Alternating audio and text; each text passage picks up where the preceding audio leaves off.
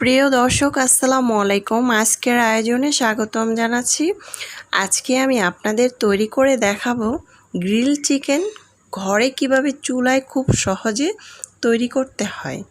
এই রেসিপিটি আপনাদের করে দেখাবো এবং গ্রিল চিকেনের সাথে এক্সট্রা যে সসটা থাকে সেই সসটা কোনো ধরনের মশলা ছাড়াই এই সসের রেসিপিটা আমি আপনাদের আজকে করে দেখাবো। কিভাবে করছি সেটাই আজকে আপনারা ফলো করবেন।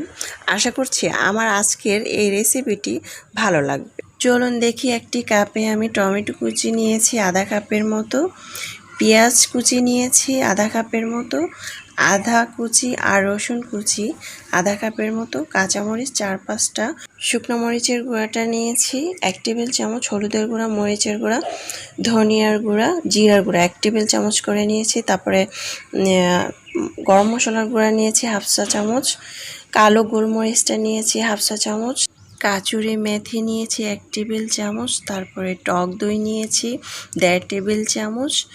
এখানে স্বাদ মতো লবণ দিয়ে দিচ্ছি। তারপর আমি এখানে দিয়ে দিচ্ছি লেবুর রসটাকে 1 টেবিল চামচ, সরিষার তেল দিয়ে দিচ্ছি 2 টেবিল চামচ, দিয়ে আমি এটাকে ব্লেন্ড করে নেব। তারপর আমি এখানে চিকেন নিয়েছি 4 পিসের মতো। চিকেনগুলো আমি এভাবে কেটে নিয়েছি, কেটে ধুয়ে পরিষ্কার করে নিয়েছি। দেখুন, এভাবে কেটে নিলে ভিতরে ভালোভাবে মশলা যাবে। তারপর আমি এখানে পানি দিয়ে দিব 1 কাপের মতো, ভিনেগার দিয়ে দিব 2 টেবিল চামচের মতো, দিয়ে আমি ভালোভাবে ধুয়ে আবারও এটাকে পরিষ্কার করে নিব। ফার্মের মুরগির মধ্যে এক্সট্রা একটা গন্ধ আসে, সেই গন্ধটাও চলে যাবে। ভালোভাবে এটাকে ধুয়ে পরিষ্কার করে নিচ্ছি। তারপর আমি এটাকে পানিগুলো ফালিয়ে দিয়ে আমি এটাকে চালুনে ছেঁকে রাখবো, যাতে ভালোভাবে পানিটা পরিষ্কার হয়ে যায়, 1 ফোঁটা পানিও না থাকে। তারপরে আমি এখানে অ্যাড করব যে ব্লেন্ড করা মশলাটাকে এখানে দিয়ে দিব, দিয়ে আমি হাতের সাহায্যে ভালোভাবে এটাকে মিক্স করে নিব, অনবরত মিক্স করে নিব হাতের সাহায্যে, যেটাকে বলে মালিশ। আমি চিকেনটাকে মশলার সাথে এখন মালিশ করে নেব, একদম যাতে ভিতরে ভালোভাবে মশলাটা যায়। এটাকে আমি ভালোভাবে মিক্স করে এটাকে রেস্টে রাখবো প্রায় 2 থেকে 3 ঘন্টা। যত বেশি এটাকে আমি রেস্টে রাখবো তত বেশি চিকেনটা খেতে ভালো লাগবে।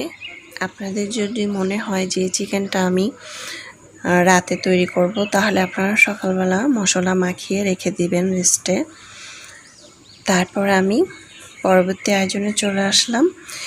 এখন আমি চুলায় একটি প্যান বসিয়ে এখানে দিয়ে দিব বাটারটা দিয়ে আমি চুলার আঁচটাকে কমিয়ে রাখবো। তারপর এখানে আমি অ্যাড করব সরিষার তেল 3 টেবিল চামচের মতো। চুলার আঁচটাকে কমিয়ে এক এক করে আমি চিকেনগুলো দিয়ে দিব। রেস্টে রাখা চিকেনগুলো প্রায় আমি 2 ঘন্টার মতো রেস্টে রেখেছিলাম। এখন আমি চুলার আঁচটাকে কমিয়ে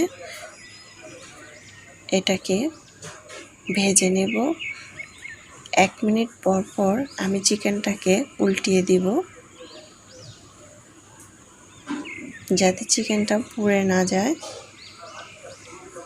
চুলার আঁচটা কিন্তু কমিয়ে রাখতে হবে। আমি কিন্তু এক এক করে সবগুলো চিকেন এভাবেই ভেজে নেব। এখন আমি 1 মিনিট পর পর কিন্তু এটাকে উল্টিয়ে নিচ্ছি এপাশ ওপাশ করে।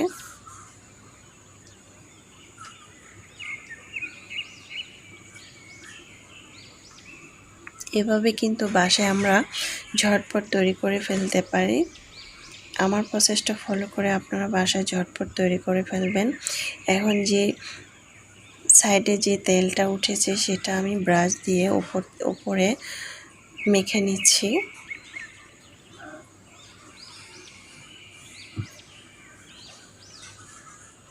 এভাবে করে দিলে কিন্তু চিকেনটা খুবই ভালো লাগে খেতে।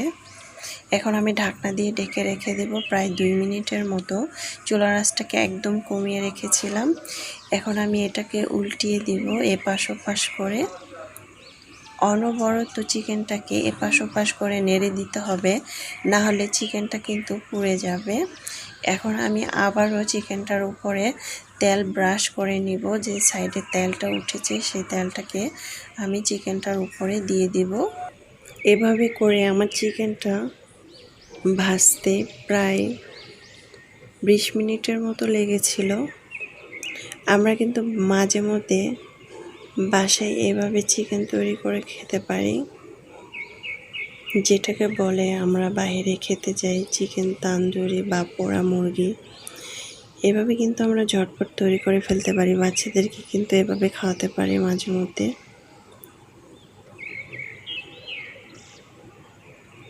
আমি কিন্তু চুলার আঁচটাকে একদম কমিয়ে দিয়েছি। এখন আবারও এপাশ ওপাশ করে দিব, করে দিয়ে আমি ঢাকনা দিয়ে ঢেকে রেখে দিব আবারও প্রায় 2 থেকে 3 মিনিট তেলটাকে ব্রাশ করে।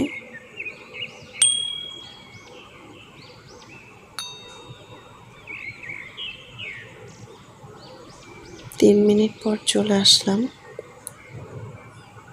আমার চিকেনটা কিন্তু অলরেডি খুব সুন্দর একটি গ্রান আসতেছে, খুবই অসাধারণ লাগবে খেতে। আবারও আমি ব্রাশ করে দিচ্ছি। এভাবে করে অনবরত তেলটাকে ব্রাশ করে দিতে হবে চিকেনটার মধ্যে, তাহলে চিকেনটা খেতে অসম্ভব মজার হবে। আর চিকেনটার ভিতরেও কিন্তু তেল মশলাগুলো ভালোভাবে ভিতরে কুক হবে। মশলাটা ভিতরে গেলেই তো চিকেনটা খেতে অসম্ভব মজার হবে খেতে। এখন আমি আবারও ঢাকনা দিয়ে ঢেকে রেখেছিলাম প্রায় 5 মিনিটের মতো। চুলার আঁচটাকে একদম কমিয়ে রেখেছিলাম। এক এক করে আমার সবগুলো ভাজা হয়ে গিয়েছে। মাশাআল্লাহ, দেখতে খুবই সুন্দর হয়েছে, খেতে আলহামদুলিল্লাহ হবে ইনশাল্লাহ। এখন আমি চিকেনটাকে চুলার আঁচটাকে একদম কমিয়ে রেখে দিব চুলার উপরে। পরবর্তী আয়োজনে চলে আসলাম। 2 টেবিল চামচের মতো সরিষার তেল দিয়ে আমি চিকেনটাকে যে মেখে নিয়েছি সেখান থেকে মশলা হয়েছিল সেটাকে এখন আমি একটি সস বানিয়ে নেব। সেটা হচ্ছে দিয়ে দিলাম, দিয়ে আমি এখানে টমেটো সস দিয়ে দিলাম 3 টেবিল চামচের মতো। দিয়ে আমি চুলার আঁচটাকে কমিয়ে আমি মশলাটাকে কষিয়ে নেব। অনবরত নেড়ে মশলাটাকে নেড়ে আমি এটাকে কষিয়ে নিচ্ছি। চুলার আঁচটাকে একদম কমিয়ে রেখেছি, এখন হয়ে গিয়েছে। এখন আমি পরিবেশন করে নিচ্ছি। দেখতে কিন্তু খুবই অসাধারণ লাগছে, খেতে তো আলহামদুলিল্লাহ খুবই মজার একটি রেসিপি।